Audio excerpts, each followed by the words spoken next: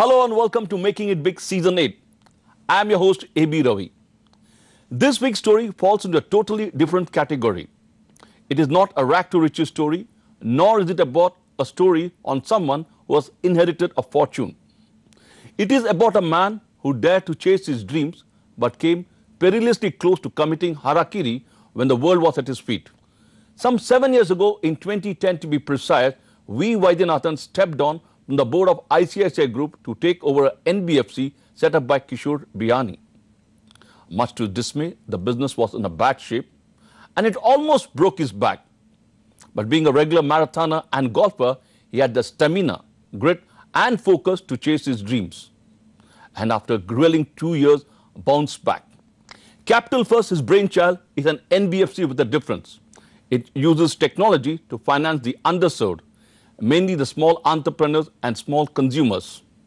Result, it has not only transformed the lives of some 4 million people in a short span of 7 years, but has also delivered profitable numbers that have won him admiration from all stakeholders.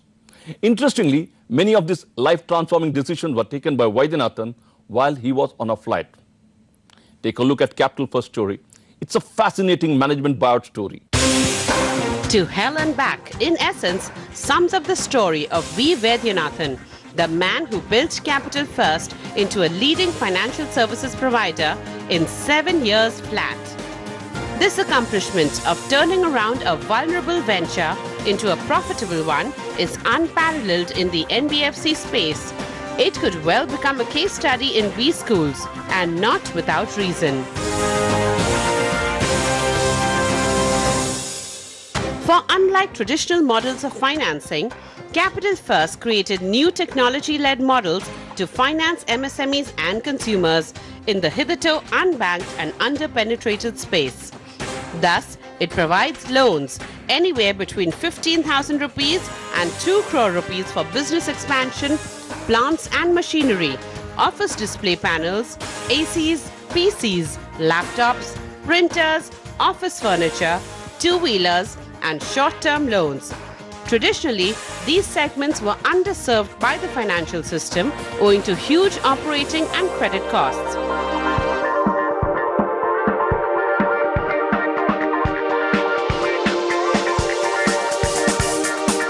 But Vaidya knew this segment was the gold mine. The result? Capital First managed to transform the lives of 4 million people. And to ensure they maintain high-quality assets, he and his team have put in place effective risk mitigation measures. As a result, only 38% of the total applications gets disbursements. Each application passes through several levels of scrutiny and checks, mainly centered around cash flow evaluation, credit bureau and reference checks. These stringent processes have capped the company's gross and net NPA at 1.65% and 1% respectively. This is among the best in the Indian financial services. Today, Vaidya and his investors are laughing all the way to the bank. But the road to success was not exactly a cakewalk. So how did it all begin? To hark back in time, Vaidya, part of a 4-children family, was born on the 2nd of January 1968. After schooling at Kendriya Vidyalaya, he graduated from BITS Mesra at Ranchi in Jharkhand and then completed his advanced management program from Harvard Business School, Boston, USA. Like his father and siblings, he too wanted to be a part of the defense services, but he failed to make it as a pilot with the Indian Air Force on medical grounds. So in 1990, he joined Citibank, where he quickly learned the ropes of retail banking. He was sharp, persistent and result-oriented, and these qualities saw him rise up the corporate ladder fast. Impressed by his performance, Shikhar Sharma, the then MD of ICICI Personal Financial Services, wooed him to be a part of ICICI Bank's retail story. That was 6th March, year 2000. Here too, Vaidyanathan made his mark. Then, ICICI was a development financial institution which was beginning to make forays into the retail banking space under KV Kamath. With Vaidya bringing in a new sense of urgency and dynamism, ICICI managed to grow the retail loan book to 1,30,000 crore rupees and build a network of 1,400 branches and 25 million customers. In 2006, he was drafted on the board, and by 2009, he became the MD and CEO of ICICI Prudential Life Insurance Company. And then the unexpected happened. In one of his business trips to Hyderabad, he met the retail king Kishore Biyani, who, during the 1 hour plus flight, talked about his NBFC business future capital. By the time the flight landed, Kishore made Vaidyanathan an offer to take over future capital, which was headless, and also agreed to Vaidya's term of 10% equity. That was 2010. Vaidyanathan felt elated. This offer was close to his dream of setting up a retail bank. But his family and friends were shocked, as he was already on the board of India's largest private sector bank. Many felt he was doing a harakiri. But 42-year-old Vaidyanathan felt it was now or never. Then came the nightmare. An A+ rated company, Future Capital, was into forex, wholesale banking, brokerage, wealth management, etc.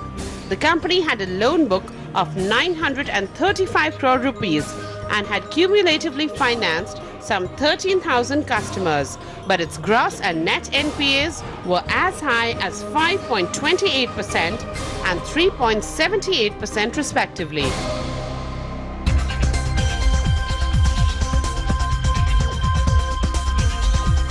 Vaidyanathan brought in professionals to transform the company and raise capital for management buyout, but only to hit the wall.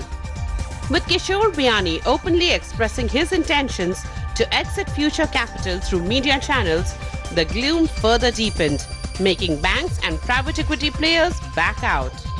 With investments not coming in, Vaidya, between 2010 and 2012, was literally running with the hare and hunting with the hound. Yet, to his credit, he managed to grow the business by becoming an aggregator for a bank. Then came the turning point of his life. Call it chance or luck. The person sitting next to Vaidyanathan was Narendra Ostawal of Warburg Pincus. In the 2 hours flight to Delhi, Vaidyanathan told his story with passion and conviction. Warburg bought his story, but before funding Vaidyanathan, they did a reference check with the most revered personality from corporate India, Deepak Parekh. Well, I said, if there is an opportunity, please don't lose it. Go ahead and invest.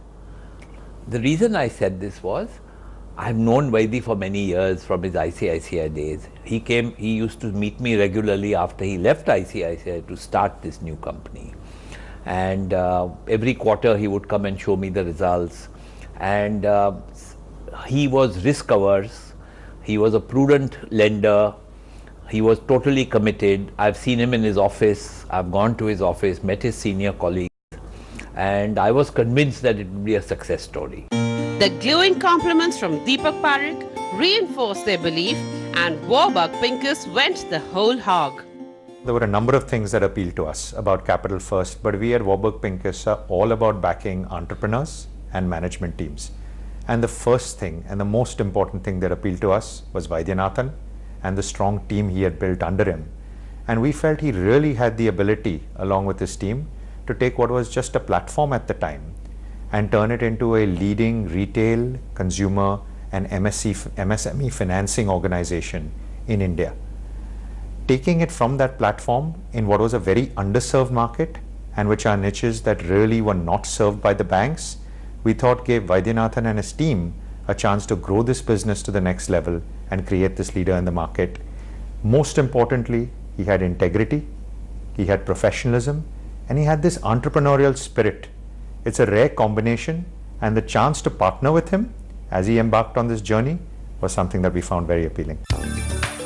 Vaidyanathan was on cloud 9. But what made the moment very special was the touching gesture from the veteran banker K.V. Kamath. When Vaidyanathan told his former boss Kamath about the Warburg Pincus deal, Kamath got up from his chair, removed the blue tie he was wearing, folded it and gave it to Vaidyanathan after a gentle hug. Once 810 crore rupees came in, Vaidyanathan changed the business model to retail and then executed a management buyout of the company through open offer. Thus was born Capital First on the 29th of September 2012. All these changes and Vaidyanathan's dynamism are reflected in the company's financials. Today, Capital First is a AAA rated company.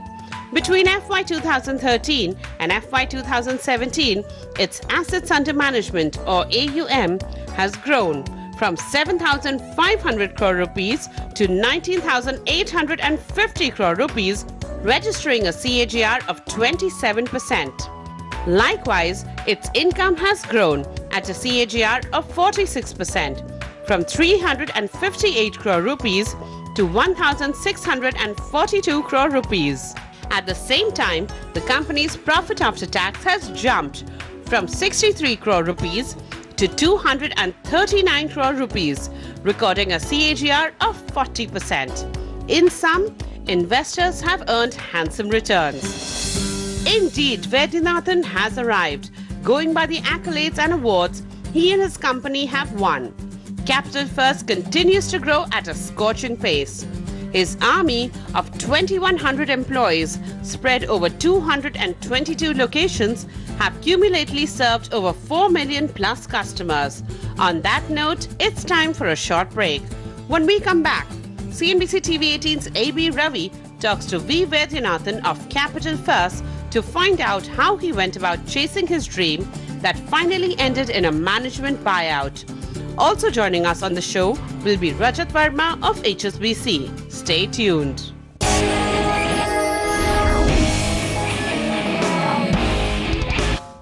Welcome back.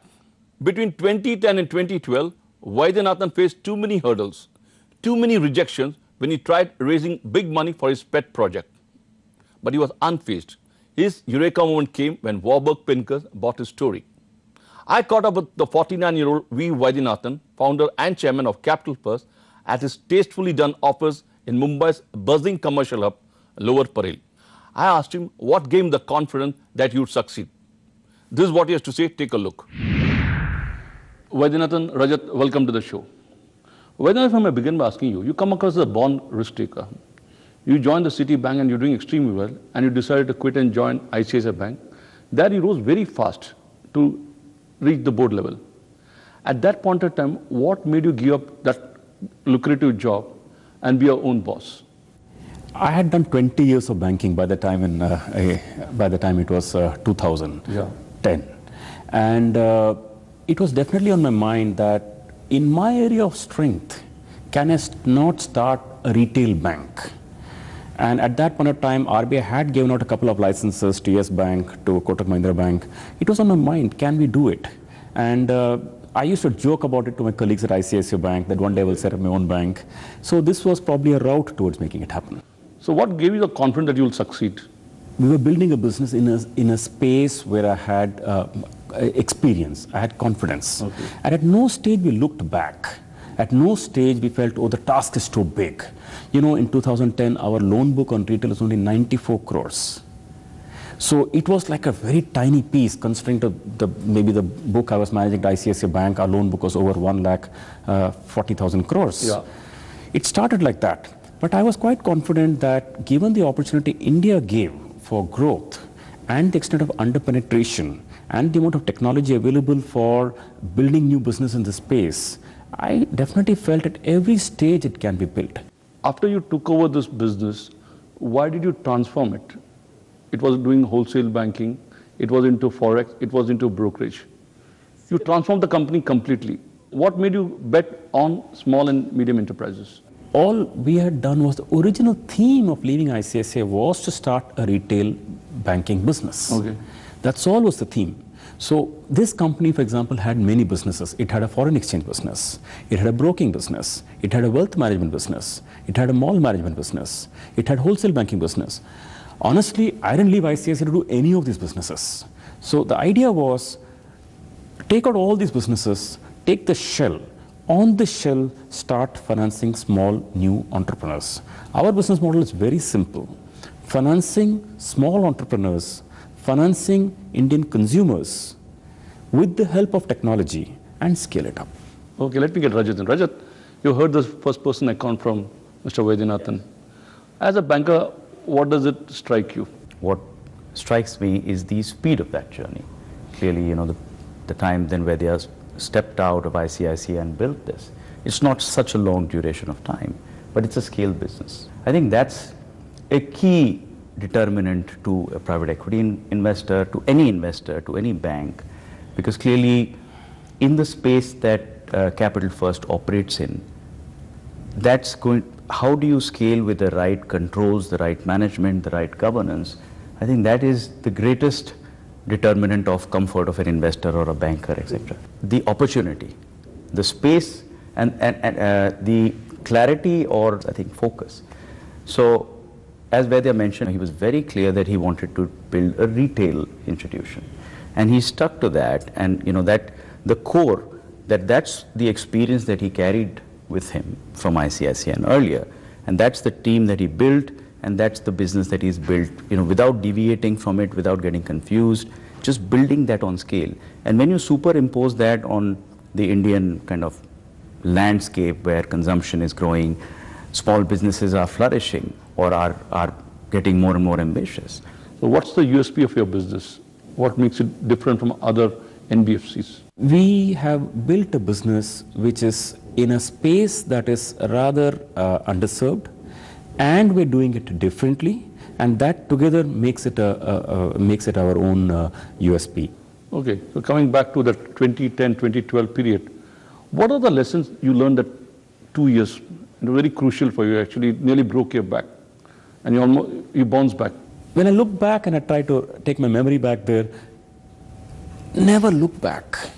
I mean, except once or twice when I really regretted leaving ICICI Bank.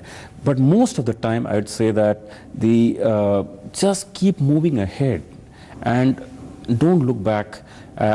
Be positive. All through those 2 years, I kept believing someone will be there. If it's not you, you. If it's not you, you. But someone will back this idea, and someone will give me 800 to 1,000 crores. So and there's someone meaning equity. Okay. So whether the discussion is fruitful or not, to keep believing someone will, it's a very important part of the discussion to be positive. So what do you believe in, luck or serendipity?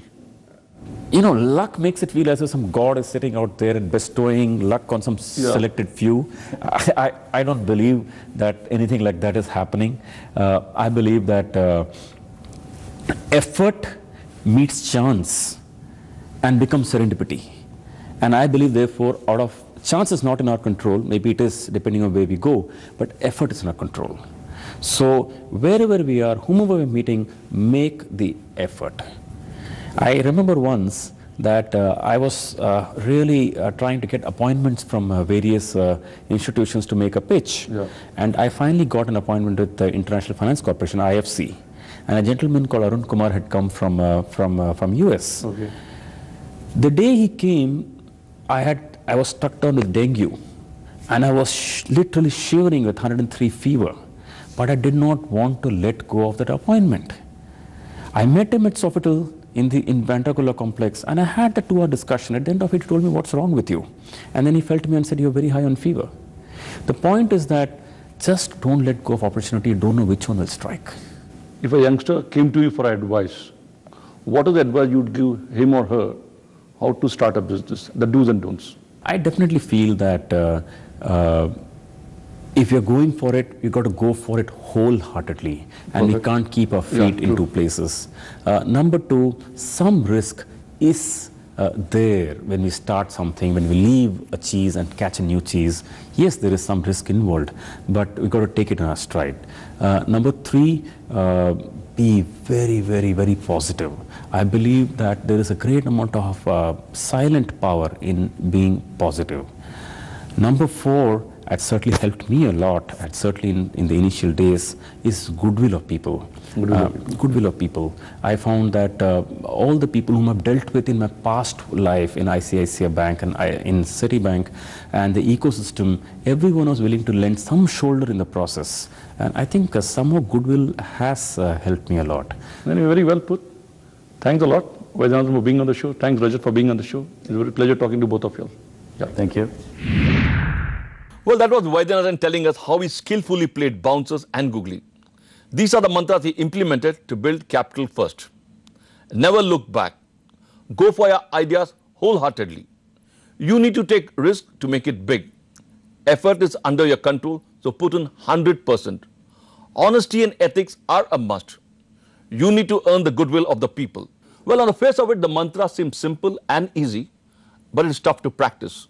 Before I go, here's an interesting observation made by Abhinav Bindra, the Olympic gold medalist winner, and I quote him: "Practice is a talent. Perseverance is a talent. Hard work is a talent. I have only one talent. I can work harder than anyone else." Unquote. Vaidyanathan did likewise, and in the process converted Capital First into a gold mine. On that note, it is time to say goodbye. See you next week with another interesting episode. Till then, keep watching CNBC TV 18.